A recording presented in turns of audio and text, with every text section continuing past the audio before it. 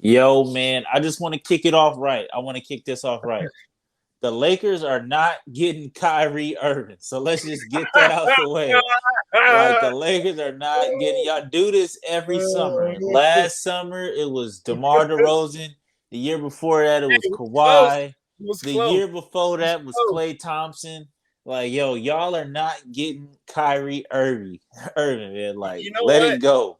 Okay, hear me out. So you know how we bought a pick today, right? Gave cash considerations for our pick. That gives me hope for the future, right? We can start getting, accumulating second rounders and I guess using that to trade us. I guess now teams like draft picks. Draft picks are like like really it's a good asset to have on your team, especially when you want to move players and stuff. So that gave me a little confidence going forward. Kyrie Irving, I'm not sold on it. It's a lot that would have to happen in order for that to happen. So I'm not believing that right now. But let's get to the meat and potatoes. Yeah, man. But welcome back to another episode of that Stay Off My Grass Pie. You got your boy Suns fan Randy in the building, and you got Jerry over there, man. It's good. Yeah, man. So like I said, we got a draft episode today, and we got a little just cover a little bit what's going on in the NBA a little bit. You know what I'm saying? My Suns, we didn't really do too much, man. We didn't do too much at all, really. I was kind of hoping the guy that we was gonna pick up was Kai Soto for real, because I don't know what's going on with DeAndre Ayton. I think personally he's played his last game as a Phoenix Sun, even though James Jones literally just came out and said, "Look, man, we tried to make a couple moves, it didn't really go through way we wanted it to, and then we still remaining with the DeAndre Ayton is a big part of what we're trying to do with free agency or whatever." So I don't know. Maybe he just telling us that just to calm us down. But like I said, I feel like DA is on his way out the door. I've made peace with it. I'm cool with it at this point. But you know what I'm saying? On the outside looking in, Jamal, what you think? Because I feel like a lot of people they don't understand free agency, and maybe we can have that conversation, and Um, I could try to steer you in the right direction. my thing with the Suns with the Lakers. Well, we're DeAndre Ayton first. Oh yeah, that man's out of there. But I know the thing. I thought y'all it'd have been best for y'all to do a draft night swap for any of them lottery teams. A lottery pick back, you can flip that, get something else for it. I think y'all would have been y'all best get y'all best deal tonight, but I don't see it would have to be a big sign and trade because he's asking for a max. Whatever you guys are gonna pay him, y'all can give him a fat contract. So with that being said, I don't unless he wants to if he wants to make money, he'll go to Detroit or someone. If he wants to play basketball and be competitive, he'll stay with Phoenix down the Western Conference. But I'm not too sure of a landing spot for him. It's kind of hard because the only team I seen that was interested really was the Pistons. But I mean he has options to go other places, but it would have to be a sign and trade. Same with Kyrie, but go Yeah. ahead. And like I said, I feel like a lot of people don't understand how free agency works, or at least restricted free agency works. So at the end of the day, we're gonna get something back for him regardless. You know what I'm saying? We're not just gonna let him walk away scot free. You know what I'm saying? So it's like, and if another team values him, another team might not even offer him a max. They might offer him something close to a max. You know what I'm saying? They might offer him 100 mil, or whatever. And we can still match that, or whatever the case may be. But I still feel like, I feel like the chemistry is gone. I feel like he's just bitter with the franchise, and I would be too if I was him. Because like I said, I feel like the amount that they ride him and the amount that like we put on his shoulders, his expectations and what he's given us on top of like you know what I'm saying, like what really goes on amongst the team. I feel like it don't match up. So I think it's all right. You know what I'm saying? We gonna be all right, man. We can go get another big. The way that the league is moving anyway, it's moving towards like you don't need a big to win. And so as long as we can get some pieces to keep that championship window open, I'm cool with it. But to slide over to the Lakers, man, what's going on? How are you feeling about this Kyrie stuff? How are you feeling like I just don't like I just my thing like every summer, like y'all don't get tired of this. Every single summer y'all do this. Every single summer y'all like, oh, Okay. we get blah blah blah.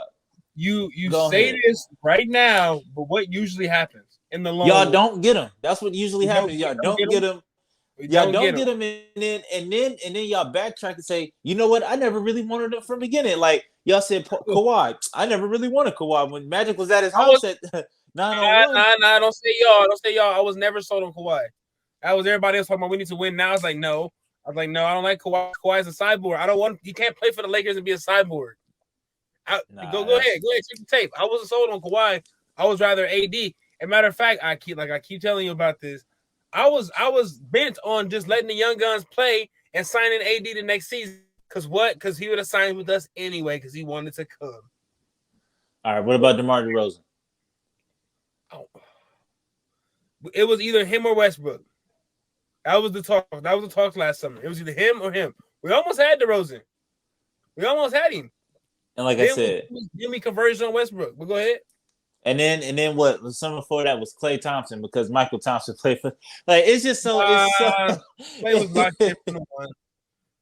Come on, man. Y'all was like, oh, Klay covered because his dad. Ain't no other team in the NBA quarter free agent like we can.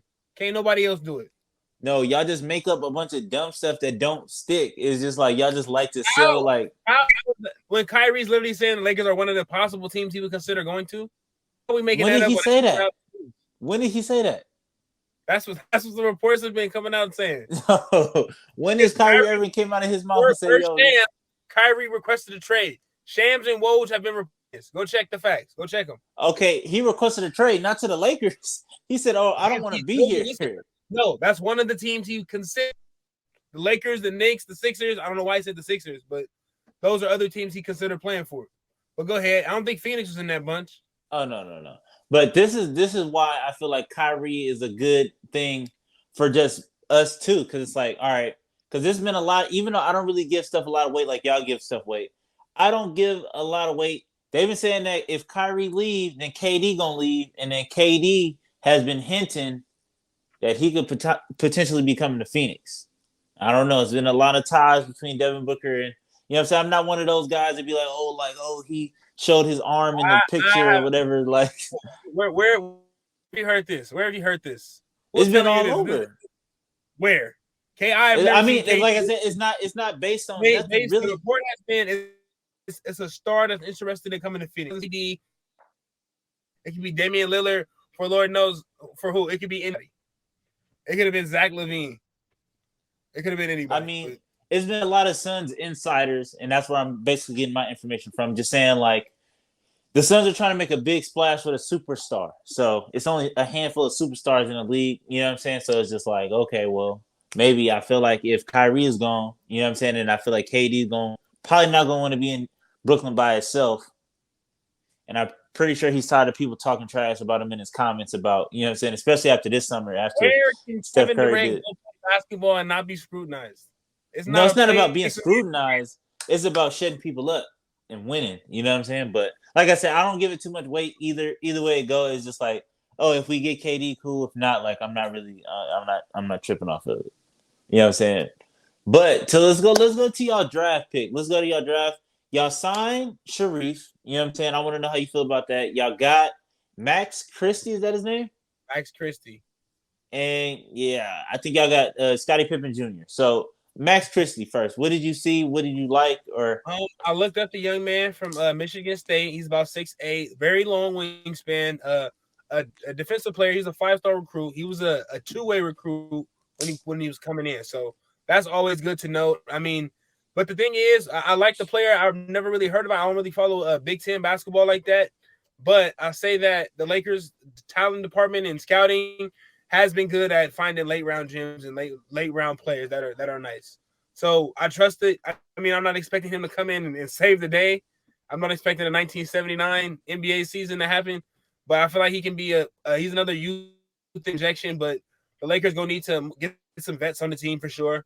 Maybe Sharif and Scottie Pippen can come up. If they play good, they can, do what Jordan Poole did, came up and became a star. But I like the young man. I'll give him a chance. Second round pick. That's a high second round pick too. 35. That's not very on the lower end. So, and yeah, I'm satisfied with him. I wasn't expecting Lakers to get a game breaker, but it's good to have a pick in the draft. Always have a pick in the draft. Right. I mean, what did y'all trade to get him? Just some cash? Just some cash. So if that's the case, what we do in the pick in the future, like some teams are asking us for our first round pick in 2000 for that 8th grader or whatever. But I'm just saying, like, if we can secure second round picks, because the Lakers, it's no secret, we build on big stars, so we don't really use our draft picks. But if we can use our second rounders to get role players and players that can fill out the team, it is what it is. I feel it. You know what I'm saying? And hopefully, even though he on the Lakers, I'm kind of rooting for Sharif because I feel like he just been through a lot. I feel like, in high school, like he was real good, and then he kind of fell off after like he had his heart situation, and then going to UCLA and then going to LSU, and not really getting no burn over there. So, and I always sat down and kind of watched anytime he was playing or whatever the case may be. But I'm kind of rooting for him, but I don't know how it's gonna pan out. You know what I'm saying? And then another dude, it was a couple people I was happy for tonight. Pay Watson for sure. That's one of the dudes I've been following for a real long time out of Long Beach. Him, I feel like his little brother is the truth. For real, for real. Yeah, just out of Long Beach, went to UCLA. They picked him up 30. I think he ended up going to Denver. Like he got traded, picked by OKC, traded to Denver. So I think I might like Denver for him just because we all know MPJ not gonna play like that. Or he, you know what I'm saying, he injury prone. So if he do go down, Peyton Watson could, you know what I'm saying? I feel like he fits into that prototype, just what we're looking for in the league now, like a 6'9" guard or a 6'9" wing that can just do a little bit of everything. But one person I was surprised that did not get picked was Johnny Juzang out of UCLA. And I feel like I was like, God damn, like Well, he should have left a year earlier. Like his draft stock if he'd have went last year after the tournament, man, he'd have probably went the first round or Lottery, even for sure. top 20, top 25 maybe. But it is what it is. We see this every year, and no matter the sport, MLB, NFL or the NBA. Some players stay too long, some players go too early. So it's hard to judge. Especially if he a young man like that, he just took his team to the Final Four and losing the way they did. That's why he went back, But I think they went. I think they went to all the way to. I don't know if it was the Final Four or Elite Eight, but they got knocked out. Yeah, they went pretty deep again, but like I said, if you didn't get that chip, then it wasn't worth it. You know what I mean? But him and another dude I seen that I feel like he should have left too last year was EJ Liddell out of Ohio. Even though he did get drafted, but I feel like his stock kind of fell down too. And I was just like, damn, like this is crazy. But I feel bad for the Knicks fans out there. You know what I'm saying? I just have no idea like what they was doing. Like even when they tried, I was confused. I thought they took Jalen Duran out of Memphis, and then it was like they didn't. Then I was just like, why did they go grab another power forward / center? So it's just a lot. They traded Kemba Walker, even though he wasn't really doing too much anyways. But I don't know. I don't know how I feel about Jaden Ivey over there in Detroit. Him with Cade Cunningham. I don't like Cade Cunningham only because I feel like he's Point Book if Point Book was actually good. You know what I'm saying? Like if Point Book actually did Point Book things, and that's why I kind of resent Cade Cunningham because it's just like his game is so smooth. He remind me of just like Nick Young on the Wizards. So like Nick Young on the Wizards, just real smooth, real effortless kind of game, and he could get it done. But like I said, I don't know how it's gonna work them two side by side. But hey, you know what I'm saying?